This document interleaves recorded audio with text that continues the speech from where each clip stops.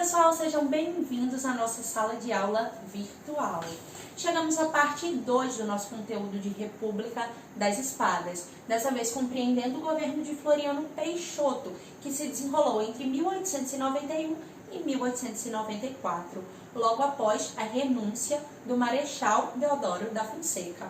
Assim como ele, Floriano Peixoto foi eleito de forma indireta na Assembleia Constituinte de 1891, abrindo então o precedente de vice-presidentes que chegam ao cargo principal na política brasileira. Ele não é o último. Podemos citar, por exemplo, Itamar Franco e Michel Temer, que está mais próximo à nossa época.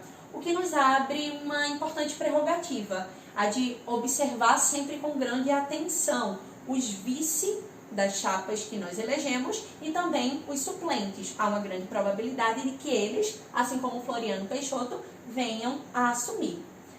O período inicial do governo de Floriano Peixoto é marcado pela Revolução Federalista, que se desenvolveu no Brasil entre 1893 e 1895. Por abafar essa rebelião, o Floriano Peixoto ficou conhecido pela alcunha de Marechal de Ferro, mas também pela alcunha de Consolidador da República. A primeira dessas alcunhas se deveu à firmeza do então presidente nas atitudes com relação aos seus opositores. Como principal líder das tropas do governo, este marechal, o Floriano Peixoto, essa figura simpática que fica lembrado na nossa memória por essa pinta no queixo, vai ser o principal líder da guerra civil entre o governo e as forças sulistas, representadas pelas tropas dos estados do Rio Grande do Sul, Santa Catarina e Paraná. É em homenagem à consolidação da República que se deu no estado de Santa Catarina que a capital do estado se chama hoje Florianópolis. Em contraposição a essa sua característica ferrenha, nessa perseguição clássica aos opositores, a que lhe deu a alcunha de Marechal de Ferro, o Floriano Peixoto vai se preocupar bastante com estabelecer algumas medidas populares na então capital do Brasil, o Rio de Janeiro. Medidas estas que vão designar certo tipo de apoio ou jacobinismo com relação ao presidente. Essas medidas elas podem ser vistas por duas ópticas. A primeira, a tentativa de se aproximar do povo. A segunda, a tentativa de melhorar a então capital do Brasil. Precisamos lembrar que nesse período a capital do Rio de Janeiro era uma área de grande confluência de pessoas, assim como a anterior e a posterior capital do Brasil.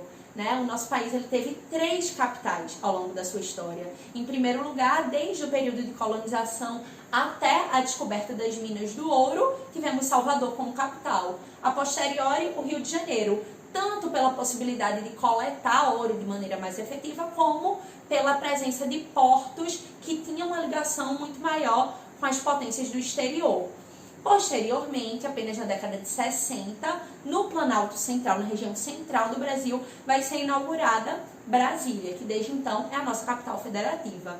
Nesse período histórico, no entanto, era o Rio de Janeiro o centro do desenvolvimento político e urbano do país. E é exatamente por isso que o Rio de Janeiro tinha tantos problemas de infraestrutura. Pela ausência de políticas públicas de adequação da mão de obra antes tida como escrava, a gente vai ter uma confluência muito grande da população pobre na capital, no Rio de Janeiro. Então a gente vai ter a presença de cortiços, por exemplo, que eram áreas de moradia que tinham péssimas condições sanitárias, era visto como um problema de saúde pública. Alojamentos pequeniníssimos que ficavam no centro da cidade com uma latrina única que derramavam esgotos ao céu aberto.